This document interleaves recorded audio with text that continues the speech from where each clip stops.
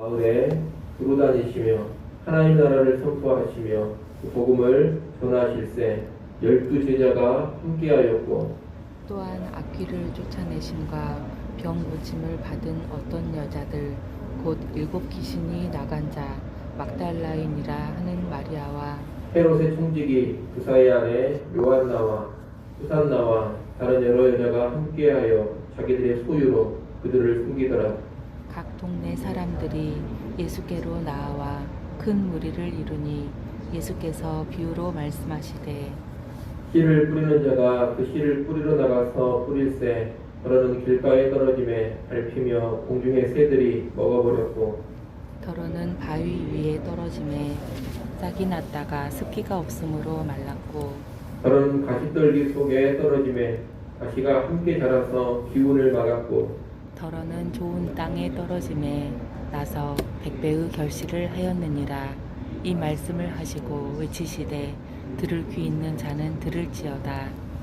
제자들이 이 비유의 뜻을 모르니 이르시되 하나님 나라의 비밀을 아는 것이 너희에게는 허락되었으나 다른 사람에게는 비유로 하나니 이는 그들로 보아도 보지 못하고 들어도 깨닫지 못하게 하려 함이라. 이 비유는 이러하니라. 씨는 하나님의 말씀이요 길가에 있다는 것은 말씀을 들은 자니 이에 마귀가 가서 그들이 믿어 구원을 얻지 못하게 하려고 말씀을 그 마음에서 빼앗는 것이요 바위 위에 있다는 것은 말씀을 들을 때 기쁨으로 받으나 뿌리가 없어 잠깐 믿다가 시련을 당할 때 배반하는 자요 가시떨기에 떨어졌다는 것은 말씀을 들은 자이나 지내는 중 이생의 염려와 재물과 향락의 기운이 막혀 온전히 결실하지 못하는 자요. 같이 봅니다. 좋은 땅에 있다는 것은 착하고 좋은 마음으로 말씀을 듣고 지켜 인내로 결실하는 자니라. 아멘. 오늘 본문 1절로 3절에서는 예수님과 함께한 제자들을 말하고 있습니다. 1절에서는 12제자가 함께했다고 합니다. 이들은 남자 제자들인데 사도로 불려졌고 훗날 초대교회의 지도자들로서 교회에 토대가 되는 사람들입니다. 2절, 3절에서는 여러 여자들이 함께했다고 합니다. 이들은 여자 제자들이라고 말할 수 있겠습니다. 거듭에서 함께했다라는 말을 쓰고 있는데 제자됨의 핵심이 바로 이 함께하는 것입니다. 예수님과 함께하는 것, 이것이 제자도의 핵심입니다. 제자는 언제나 먼저 예수님과 함께하면서 예수님께 듣고 배워야 합니다. 그리고 나서 다른 사람들에게 증언하고 가르치고 전하는 것입니다. 여러분이 예수님의 제자가 되기를 원한다면 이 함께함을 꼭 기억하시기를 바랍니다. 오늘날 육체로 예수님과 함께하지는 못하지만 성령을 통해서 우리가 예수 그리스도와 충분히 함께할 수 있습니다. 성령 안에서 예배로, 말씀으로, 기도의 삶으로 주와 함께할 수 있는 것입니다. 그 함께함이 있을 때 온전한 예수님의 제자가 되는 것이고 함께함이 있을 때 제자의 사명도 제대로 감당할 수가 있을 겁니다. 이를 먼저 기억하시고 예수 그리스도의 제자가 되기를 원한다면 성령 안에서 주와 함께하는 삶에 늘 깨어있기를 바랍니다. 특별히 1절로 3절 부분에서는 여자 제자들의 행적을 구체적으로 알려주고 있습니다. 예수님은 귀신 들림과 병에서 이 여자들을 치유해 주셨습니다. 그 중에 3명의 여자들은 이름이 소개되는데 막달라 마리아는 7 귀신에게서 해방된 여자입니다. 요한나는 헤로드 왕의 총직인 부사를 남편으로 둔 사회적으로 높은 지위의 여인입니다. 그리고 수산나라는 여인도 있었고 그 외에도 여러 여인들이 있었습니다. 이 여인들은 자기들의 소유로 예수님과 12제자를 섬겼습니다. 물질적인 섬김을 감당했다는 겁니다. 이 섬김은 예수님을 통해서 치유와 회복을 경험하고서 그에 대한 감사의 반응으로 나오는 것입니다. 우리가 어제 본 향유를 부었던 여인처럼 이 여인들은 빚을 많이 환감받고서 예수님을 크게 사랑하며 숨긴 사람들입니다. 이 여인들과 연관해 특별히 물질적인 숨김을 언급하고 있는 것은 하나님의 나라가 은혜 받은 자들의 섬김을 통해서 확장됨을 보여줍니다. 또한 예수님의 제자 하나님 나라의 백성은 물질에 마음을 빼앗겨서 물질의 종으로 살지 않는다라는 것도 가르쳐 줍니다. 진정한 예수의 제자, 참된 하나님 나라 백성은 자기의 소유를 기쁨으로 드리면서 하나님을 섬겨가는 사람들인 것입니다. 이어지는 4절로 15절은 씨 뿌리는 비유, 달리 말하면 네 종류의 토양에 대한 비유와 그에 대한 설명입니다. 먼저 예수님께서 비유로 말씀하신 이유를 알아야 되겠습니다. 그 이유가 10절에 나옵니다. 10절 말씀을 여러분이 한번 읽어보십시오. 10절 말씀 읽습니다. 너희에게는 허락되었으나 다른 사람에게는 비유로 하나니 이는 그들로 보아도 보지 못하고 들어도 깨닫지 못하게 하려 함이라. 아멘. 예수님께서 비유로 말씀하신, 비유로 가르치신 이유가 무엇입니까? 하나님 나라의 비밀이 제자들에게는 허락되었지만 다른 사람들에게는 허락되지 않았기 때문입니다. 하나님 나라의 비밀은 누군가에게는 드러납니다. 하지만 또 누군가에게는 감추어집니다. 비유는 그것을 잘 보여주는 가르침의 방식인 것입니다. 하나님께서 택한 백성, 믿음을 가진 사람들에게는 이 비유가 하나님 나라를 더욱 쉽고 분명하게 알려줄 것입니다. 하지만 택함받지 못한 자들, 믿음이 없는 사람들에게는 이 비유로 인하여서 하나님 나라의 진리가 더 감추어져 버리는 겁니다. 하나님 나라를 알고 하나님 나라를 받아들이는 것은 인간의 노력이나 공로로 되는 것이 아닙니다. 하나님의 주권적인 선택과 은혜로 되어집니다. 이것을 명확하게 알려주는 것이 비유로 가르치는 모습인 것입니다. 이 씨 뿌리는 비유는 예수님이 선포하는 하나님 나라 복음에 대한 사람들의 반응이 다양하다는 것을 알려줍니다. 복음이 선포된다고 해서 모든 사람들이 다 그 복음에 긍정적인 반응을 보이는 것이 아닙니다. 또 복음이 선포된다고 다 글씨를 잘 맺는 것이 아닙니다. 오히려 많은 경우에 부정적인 반응이 나타납니다. 그러나 그 부정적인 반응 가운데서 분명히 좋은 반응도 있습니다. 예수님은 이러한 사실을 씨가 네 가지 땅에 떨어지는 모습으로 가르쳐 주시는 겁니다. 그 뒤에 보면 어떤 씨는 길가에 떨어져서 밟혀버리고 새들이 와서 먹어버렸습니다. 이것은 사람들이 하나님 나라의 복음을 듣고서도 깨닫지 못할 때 악한 자, 마귀가 와서 말씀을 빼앗아가 버리는 것을 의미합니다. 복음을 의미하는, 말씀을 의미하는 이 씨를 빼앗기는 일은 예수님의 선포가 불충분하기 때문이 아닙니다. 듣는 자가 완악하고 제대로 듣기를 거부하기 때문입니다. 하나님 말씀에 관심을 제대로 두지 않으면 이렇게 말씀을 빼앗겨버리고 구원에 이르지 못하는 것입니다. 어떤 씨는 바위 위에 떨어졌습니다. 이 팔레스타인 지역의 많은 땅들은 석회암 위에 흙이 덮여져 있는 상태입니다. 그래서 흙이 깊지 않은 돌 위에 떨어진 씨는 물기에 빨리 반응해서 싹이 바로 돋아나기는 하지만 태양이 떠오르면 수분을 충분히 흡수하지 못하기 때문에 말라서 죽어버립니다. 이 바위 위에 뿌려진 씨는 처음에는 하나님의 말씀을 듣고 기뻐하지만 신앙의 뿌리를 내리지 못해서 환난이나 시련이 찾아오면 넘어져 버리는 것, 무너져 버리는 것을 의미합니다. 특별히 여기서 말하는 시련은 말씀으로 인한 고난을 가리키는 겁니다.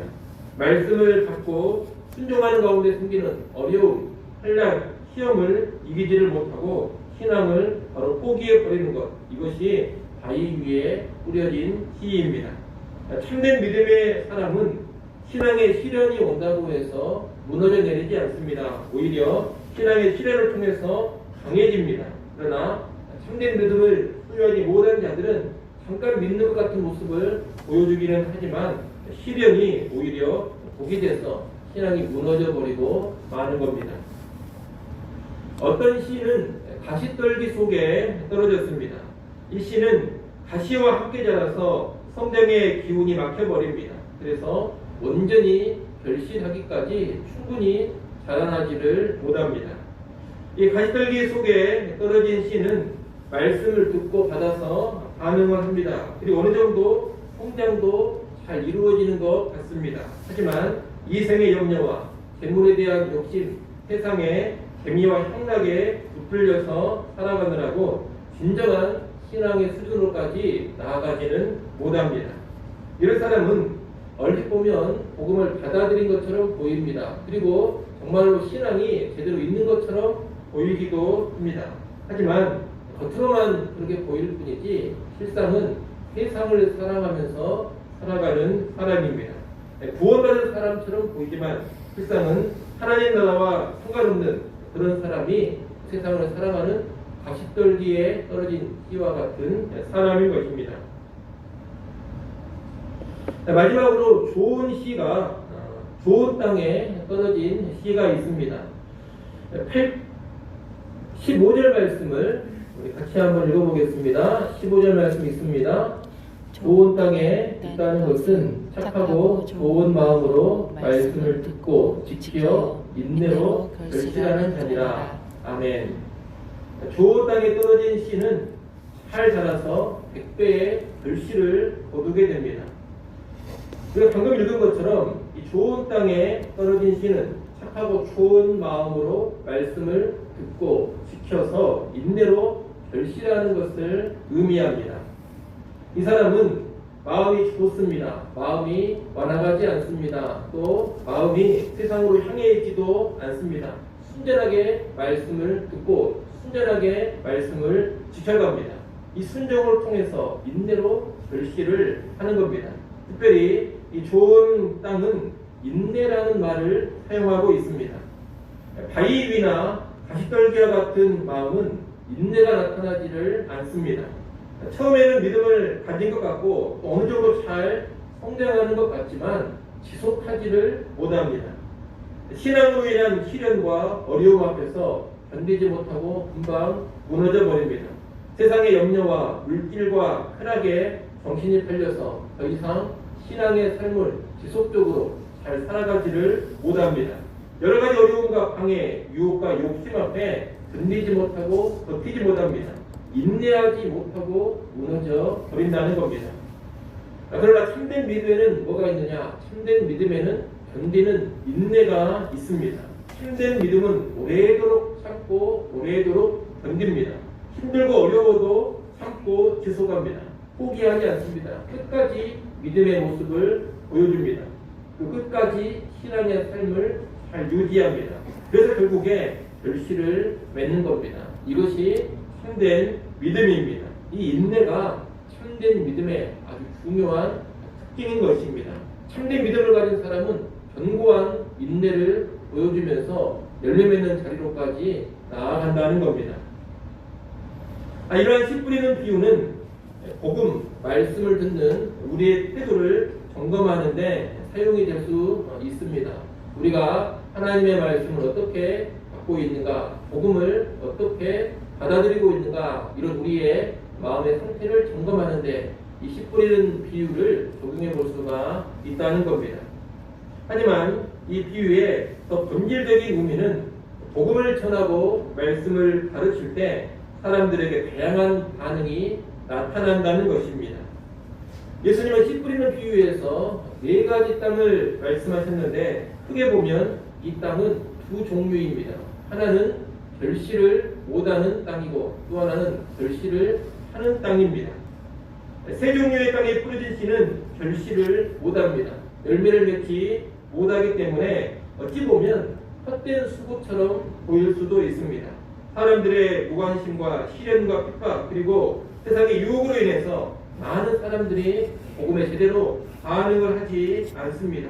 그래서 복음을 전하고 말씀을 가르치고 말씀을 선포하는 삶이 무의미하게 보여질 수 있다는 겁니다. 그렇게 수고하고 그렇게 희생하면서 열심으로 복음을 전하고 말씀을 가르치는데 아무런 결실이 나타나지 않기 때문에 헛되이 보일 수 있다는 겁니다.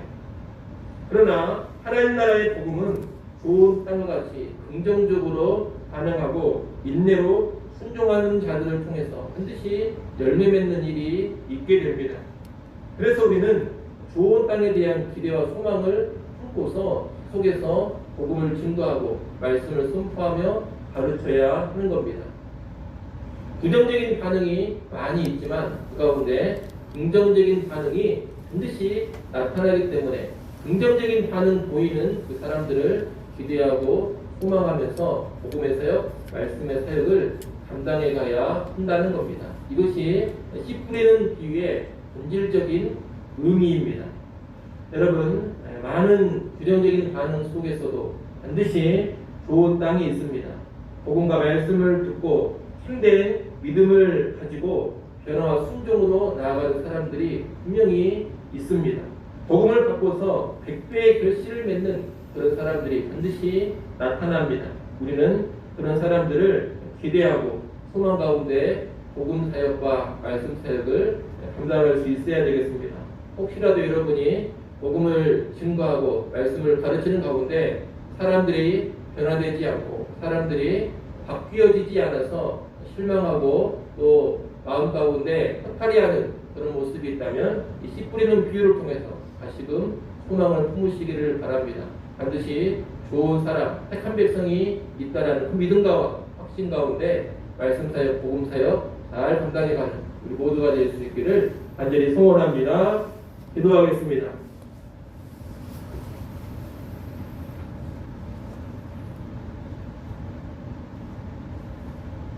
하나님 아버지, 씨 뿌리는 비유를 보았습니다.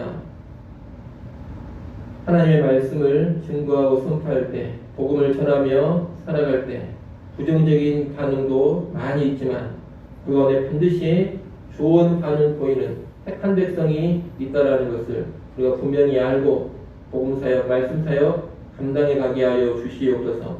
부정적인 사람들로 인하여서 실망하지 않게 하시고 낭망하지 않기를 간절히 원합니다. 택한 백성이 반드시 있고 반응한다는 그 확신과 소망 가운데 열심히 복음 증거하게 하시고 부정적인 많은 반응 속에서도 열정적으로 말씀을 선포하며 가르쳐 가게 하여 주옵소서. 우리의 복음 사역, 말씀 사역 가운데 반드시 반응하는 좋은 사람들 보게 하시고 100배의 결실을 맺는 큰 기쁨 누리게 하여 주시옵소서. 하나님, 오늘도 우리를 깨워주시고 기도하는 자리로 불러주셔서 감사합니다. 이 시간도 겸손하게 하나님 의지하게 하여 주옵소서. 우리의 힘과 지혜와 능력으로 살고자 하는 교만을 다시금 내려놓게 하시고 겸손하게 하나님의 긍휼과 은혜를 구하게 하여 주옵소서. 기도하는 주 백성들 주님 불쌍히 여기시고 하늘의 은혜를 다시금 허락하여 주옵소서. 하루의 체험을 말씀으로 기도로 시작합니다. 오늘 온 날도 성령과 동행하게 하시고 하나님 말씀으로 충만한 가운데 주님의 기쁨되는 삶으로만 나아가게 하여 주옵소서. 예수님의 이름으로 기도드리옵나이다. 아멘.